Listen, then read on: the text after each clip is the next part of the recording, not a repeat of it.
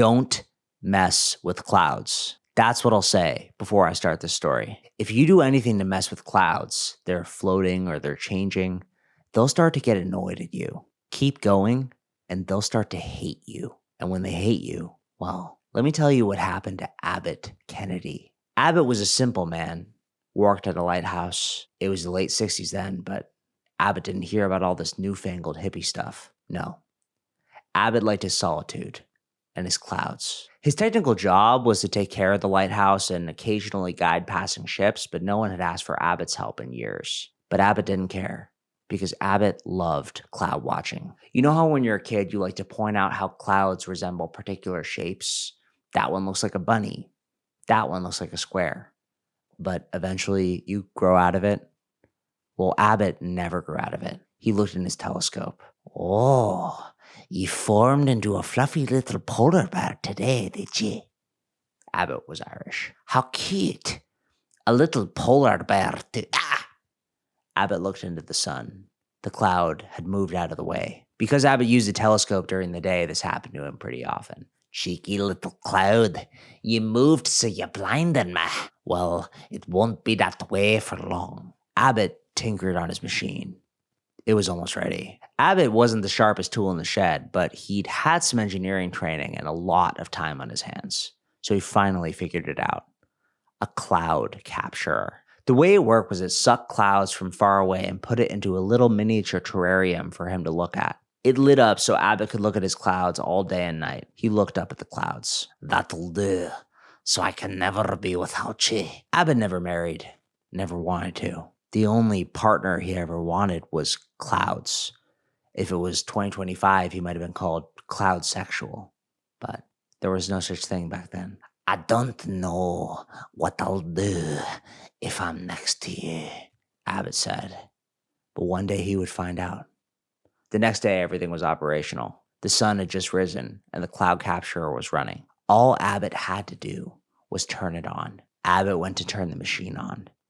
If Abbott had looked over his shoulder at that particular moment, he would have seen something very strange. Something that could have stopped this whole mess. The clouds formed into a shape of a stop sign, as if to say, stop, please. But Abbott didn't look. For once in his life, he was distracted from the clouds and totally focused on the thing he wanted to create. The clouds changed faster than they ever should into storm clouds. Rain fell. Thunder and lightning boomed. But Abbott didn't care. Oh, you think a little wet'll stop me? Nah. He turned the machine on. Rumble. The funnel Abbott made started to turn on top of the lighthouse, faster and faster. The clouds tried to move out of the way, but it was too late. The machine was much more powerful than they anticipated, and Abbott's eyes were filled with longing, watching them be sucked in. Come on, you clouds, I want ye. The first cloud fell into the tunnel. To Abbott's mind, it almost looked like a person struggling to get out. But the pull was too strong. Get in there! Boom. Lightning struck Abbott's lighthouse. All the power went out. When Abbott went downstairs and turned the emergency generator on, he wasn't sure if the clouds would still be there. After all, it's not like he could test the thing. But he climbed into the lighthouse, turned on the emergency lights, looked into the terrarium and saw he got one. A beautiful little cloud, spinning around, changing, moving quickly, seeming to hit the walls of the glass terrarium, trying to get out. But it was no use. Yes! Yes! Abbott's eyes filled with tears. I got you! Ha! Take that. He turned around and looked at the window at the clouds, but the smile fell from his face. The clouds had formed words. What? The clouds read, let her go. Abbott shook his head. Maybe all the sleepless nights and loneliness had finally gotten to him. Surely the clouds couldn't be writing a message to him. That's insane. But when he looked at the clouds again, he saw them. Let her go. Is this real? Are the clouds really speaking to him? He looked in his terrarium, and again he saw the message written out in the little cloud. Please let me go. I'm just a kid. This made Abbott mad. Kid! What do you mean, kid? You're a cloud. The cloud wisped and moved. There was no mistaking it now. It had consciousness, and it was trying to get out. But there was no way out now. He looked outside, but the clouds had turned into storm clouds, and they were coming at him fast. Abbott looked at the cloud in the machine. If it had been back to normal, maybe he could have chalked it up to losing his mind. But this cloud was in a different message. My daddy's gonna get you. This was too much. Your daddy? Clouds don't have daddies. Abbott tried to reason with himself. Clouds didn't have daddies after all, but clouds had never been taken prisoner before. He turned around. Listen, you wee lass, you wee cloud lass, I ain't never gonna let you go. I've worked too hard for too long to get me a cloud I can stare at all day, and I don't care what about your whinging. I am gonna keep you. Outside, the clouds formed something visual, something Abbott could never mistake, a huge middle finger. You heard what I said. I'm never letting her go. Lightning struck the lighthouse. Boom. The storm clouds formed a dark message, one he didn't want to see. Let her go, or you die. Abbott went for his gun, but stopped himself. How do you fight a cloud? But then he laughed. How does a cloud fight me? Over the next few days, Abbott and the clouds were at an impasse. Every time he tried to go outside, lightning blasted at him. Every time he looked at the little cloud in the machine, it hurled insults at him. But he could see the cloud was getting weaker and weaker, sicker. It was meant to be in the open air. Clouds aren't meant to be in a cage.